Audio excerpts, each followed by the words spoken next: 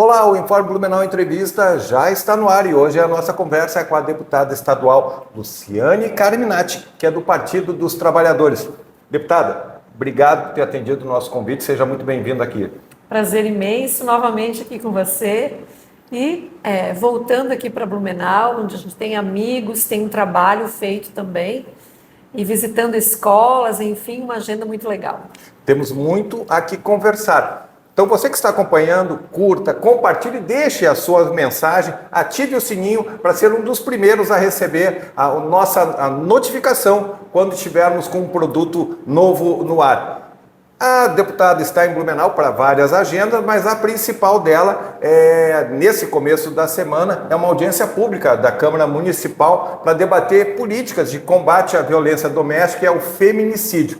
É por aí que eu quero começar a nossa conversa, deputada. O que o poder público pode fazer efetivamente para diminuir esses índices de violência que a gente tem visto, levando em conta que grande parte das agressões se dá no próprio ambiente doméstico, dentro de uma unidade familiar?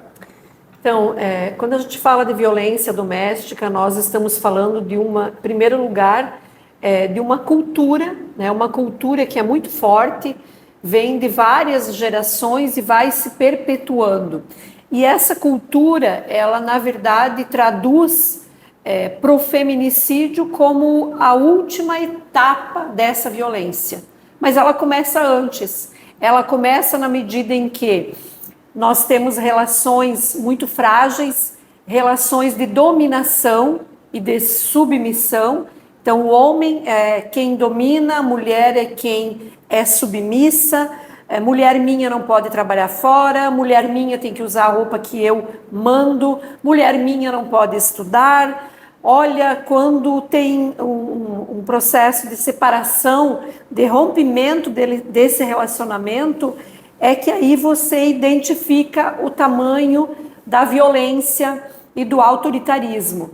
A maioria dos casos de feminicídio ou de lesão corporal acontecem no momento em que a mulher não quer mais ficar com o seu marido, companheiro ou namorado. É nessa hora que a violência física se manifesta. Mas ela é uma sucessão, e se ela é uma sucessão, eu entendo que ela também pode ser evitável. Se ela não é uma coisa digamos assim, inalcançável, ela depende das políticas públicas que a gente executa. Então, a pergunta que eu faço, claro que resguardando aqui o limite da atuação de cada poder, seja municipal, estadual ou federal, mas tem como a gente construir uma sociedade, na sociedade, a cultura da paz, do respeito, de relações mais horizontais. Isso passa pelo quê? Passa pelo acompanhamento que tem que ser feito às famílias, passa por grupos reflexivos, que aqui em Blumenau, inclusive, tem experiências muito positivas, que hoje se levou para todo o estado, que é grupos reflexivos para os homens autores de violência. Esses grupos que são monitorados por equipes profissionalizadas com psicólogo, assistente social, que fazem a escuta qualificada e que fazem a mediação para o homem também entender que muitas vezes ele cresceu num ambiente de violência e viu o seu pai bater na mãe e achou normal isso. E ninguém nunca disse que isso não é normal, que o homem não pode bater na mulher e vice-versa. Quando ele entra nesse grupo, o índice de reincidência cai para 6%. Então, respondendo a tua pergunta, tem o que fazer prefeitura? Tem muito o que fazer. Mas a prefeitura precisa, acima de tudo, compreender que não é baixando um decreto do prefeito que vai acabar com a cultura da violência. É construindo uma integração entre as políticas públicas. Então, o Estado tem que ter a delegacia de proteção à mulher funcionando nos horários em que a violência acontece, não em horário comercial, né? Tem que ter a Patrulha Maria da Penha, porque você pode, com a Patrulha Maria da Penha, mapear as mulheres que têm medidas protetivas, e hoje, inclusive, já tem aplicativo que você identifica pelo aplicativo quando o agressor que está com uma tornozeleira está chegando perto da mulher que está com medida protetiva. Você pode, pela assistência social, fazer um trabalho com essas famílias para a mulher entrar em grupos de geração de trabalho e renda, porque muitas mulheres também se submetem porque não tem grana, aí olham para os filhos e pensam, mas o meu filho, pelo menos ele tem o que comer agora, né?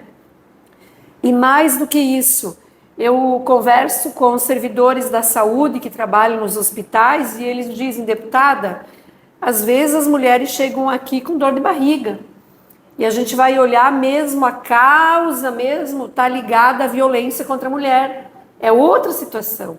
Então, o profissional da saúde também saber trabalhar, identificar, os profissionais da educação poder discutir na escola o que é uma relação de respeito entre crianças, eu nem falo adulto, porque uma criança de 5 anos, se ela não tiver limite, ela vai reproduzir o que ela vive em casa, e a violência do pai com a mãe, ou do padrasto com a criança, né?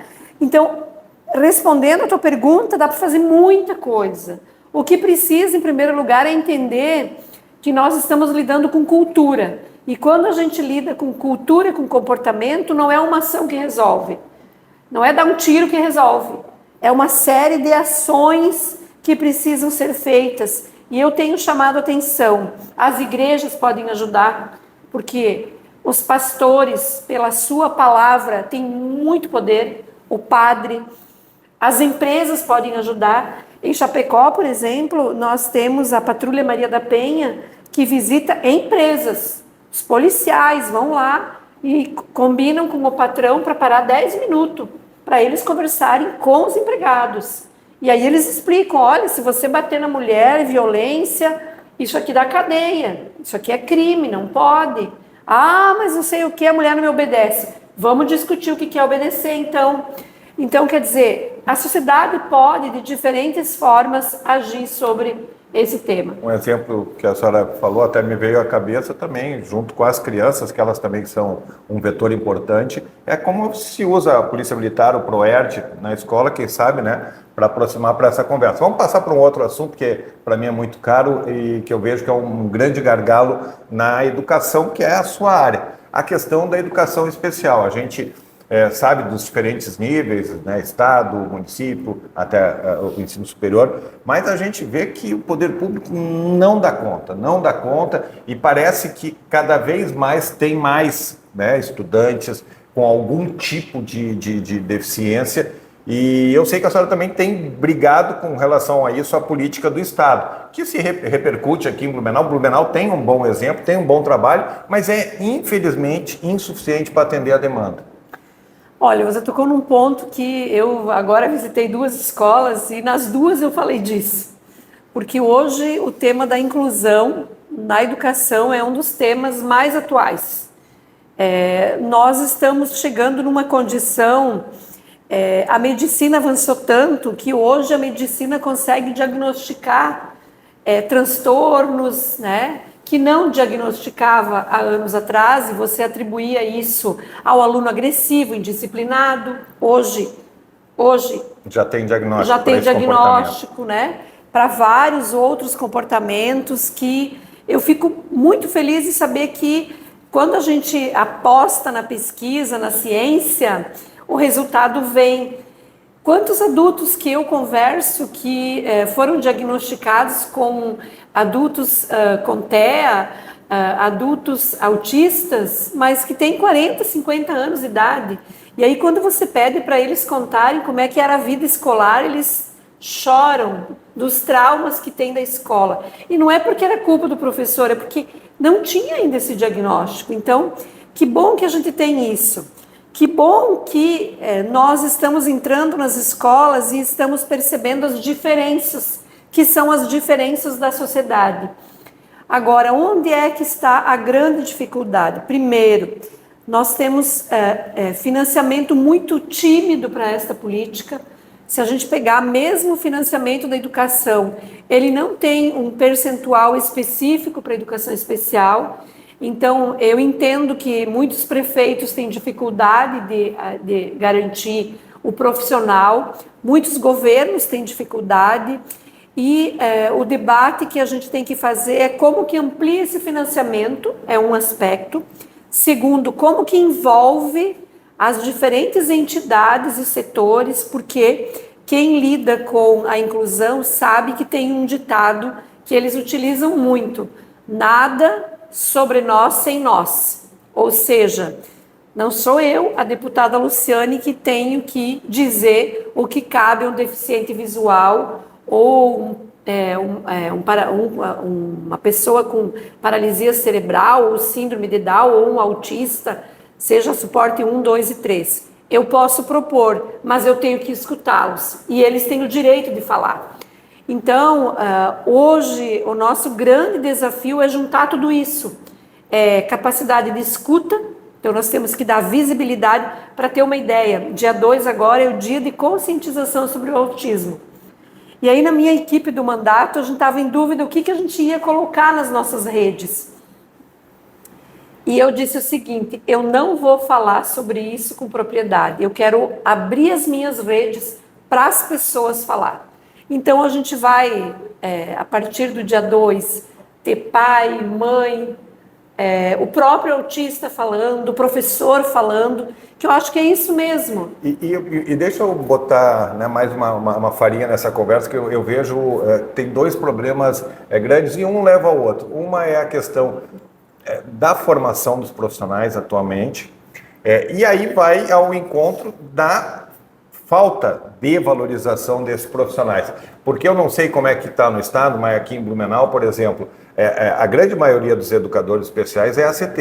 Eles são escolhidos poucos dias depois, antes de começar as aulas. E ainda assim o Estado, dependendo da data, acaba tirando tudo daqui. Essa é uma coisa. E a gente percebe muitos profissionais que estão nessa área, e aí não tem juízo de valor, é só uma realidade, são profissionais ou que já estavam aposentados, ou que não tinham que fazer um curso EAD, fazer um curso à distância e tal, para complementar a renda e para tentar recompor, e acabam vindo nessa fila de ACTs. Então, são dois problemas que acontecem aqui no município, bastante forte, e que eu imagino que também repercuta estadualmente. Muito, muito, muito. Vou dar o exemplo do estado que eu acompanho mais, mas os municípios não é nada diferente, você falou muito bem. Nós não temos concurso para professor de educação especial na rede regular. Parece que é outro nicho, não é? Tudo é para estar no mesmo espaço. É um absurdo, porque, olha, não tem escola em Santa Catarina, não tem nenhuma escola que não tenha PCD. Você pode ir. Algumas você tem 2 por turma, outras tu tem 6 por turma. Tem escolas que têm 60 PCDs. Tem escolas que têm 20 autistas. E não tem concurso. E por que não tem concurso se esse aluno, que tem 6, 7 anos, ele muito provavelmente vai ficar 12 anos na escola até se formar no ensino médio? Então, como que não tem concurso? Se você tem a necessidade, a demanda. Sim. Então, é uma briga enorme que a gente faz. No governo Moisés, nós tínhamos avançado um pouco mais. Eu consegui criar um grupo de trabalho com o próprio governo e a Fundação Catarinense de Educação Especial, e a gente chegou a construir uma minuta de um projeto de lei para mandar para a Assembleia, para criar o cargo de professor de educação especial, com todas as habilitações e definições, atribuições, para depois ter o concurso. Primeiro cria o cargo. Parou na Casa Civil, entrou esse governo, não andou nada, está parado.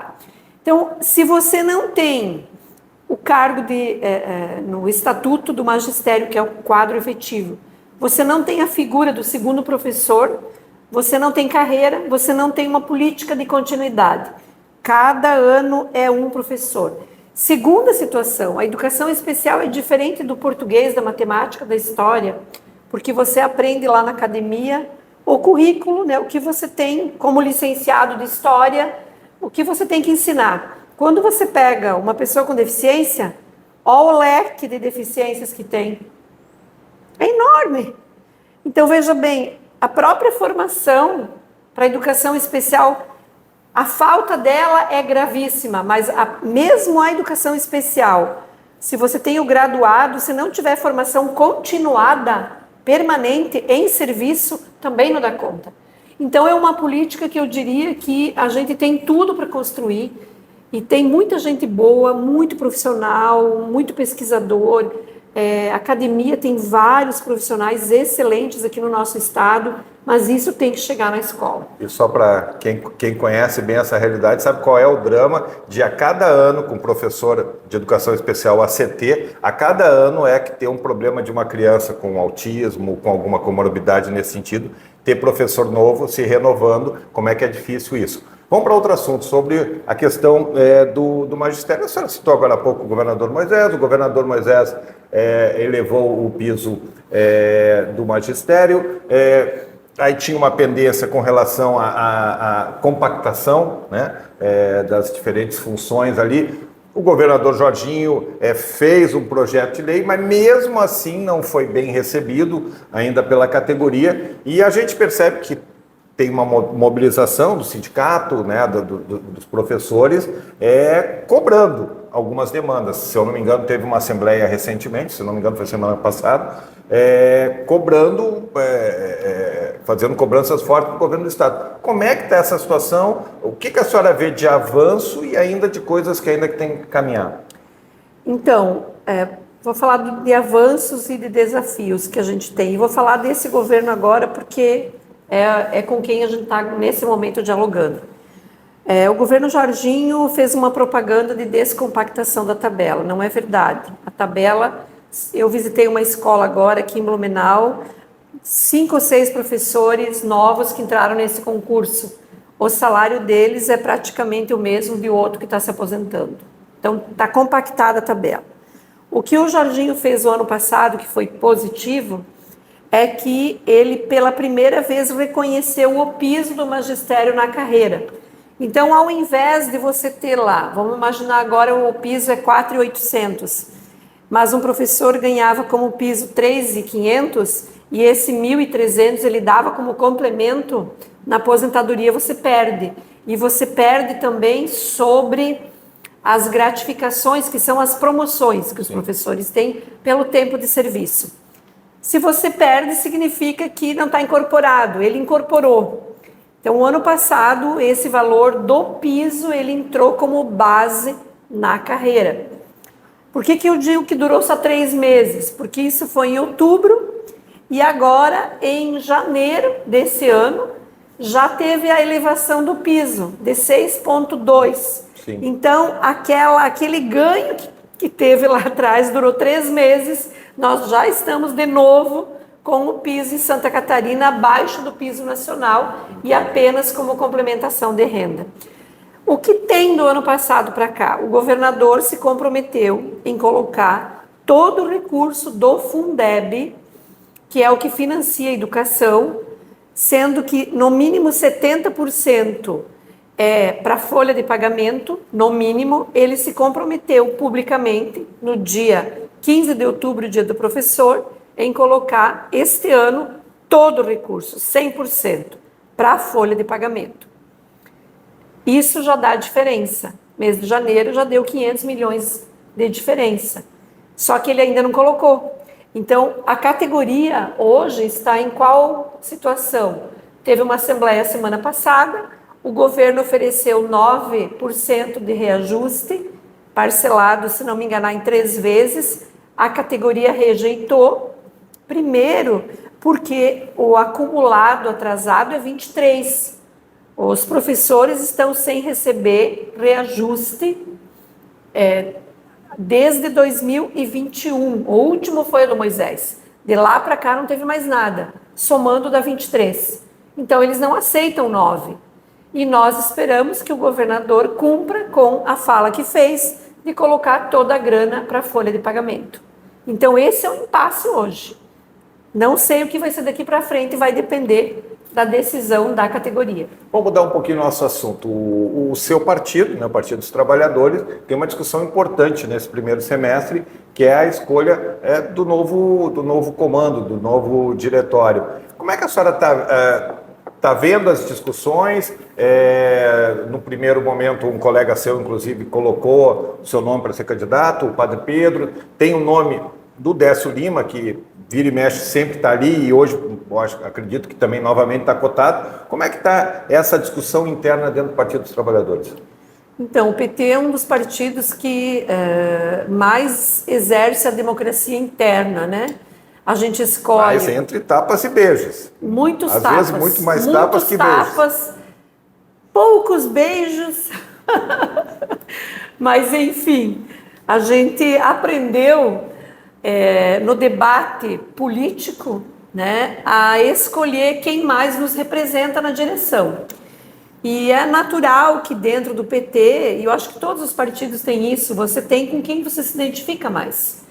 Bom, a nível nacional, nós escolhemos pelo voto direto o nosso dirigente nacional, né, que hoje está caminhando, eu vou falar hoje porque não terminou o prazo, então pode ser que amanhã mude, né, entre o Rui Falcão e o Edinho, né, que foi prefeito de Araraquara, em São Paulo. Então tem dois nomes colocados, o Rui Falcão, ele já foi presidente do PT, né? A nível estadual, nós temos o deputado Fabiano, o deputado Padre Pedro, a nossa vereadora Carla Aires e o nosso professor e foi candidato a vereador Cadu, que representando inclusive o grupo político que eu e o deputado Pedro Czai pertencemos. Então, hoje nós temos este quadro. Pode ser que amanhã se modifique. Mas o presidente do Sebrae não está colocado como candidato nesse momento? Não, a princípio, até esse momento, não está colocado. Acho que ele nem pode, inclusive, ir à reeleição, né? Eu não tenho bem certeza, mas o nome do Décio, pelas informações que eu tenho, não está colocado como candidato, como pré-candidato. Então, esse é o quadro. Agora o PT começa a montar as chapas, nós estamos montando as chapas e nós votamos separado, então vota para o presidente e para a chapa.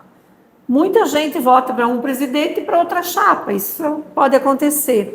E depois você compõe, né, a direção municipal, estadual e nacional. Com esse olhar da eleição agora do PT, né, a gente tem que olhar para a eleição de 2026. Nas últimas duas eleições, Décio Lima foi o candidato.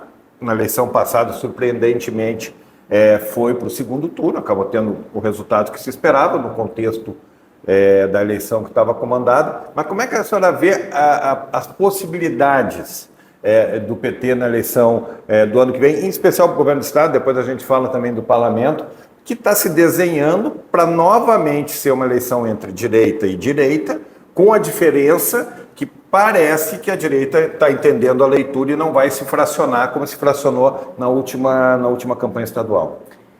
Então, eu sou da cidade de Chapecó. O atual prefeito de Chapecó é candidatíssimo a governo do estado. Isso. Então, nós temos no mínimo 3 candidatos hoje. O atual governador, que vai à reeleição, o prefeito de Chapecó, que se coloca como candidato a governador. Eu, inclusive, falei com ele na semana passada por telefone e perguntei como devo chamá-lo, governador ou senador? E ele disse, não tem volta, deputada, é governador, e acabou. Então, tem uma divisão entre o próprio campo político, o que eu acho extremamente positivo, né? Porque dá mais opções. No nosso campo mais democrático, com certeza nós teremos candidatura.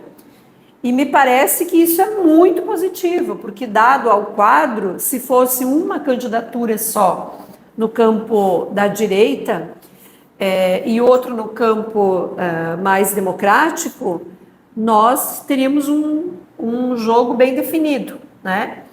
E um campo mais fortalecido. Hoje, eu penso que esse cenário é muito positivo. E o PT vai ter que fazer a discussão primeiro do PED, acho que o PED é o programa de eleição direta, né, para a população entender. Passado esse processo de eleição direta, a gente já começa o debate dos nomes para o ano que vem. Mas eu defendo que tenhamos uma chapa de candidatura ao governo do estado vice-governador ou mulheres, né, governadora ou vice-governadora, e uma chapa cheia composta aí tanto com o PCdoB como as forças no campo progressista. Acho que esse é o desafio, compor este campo, né?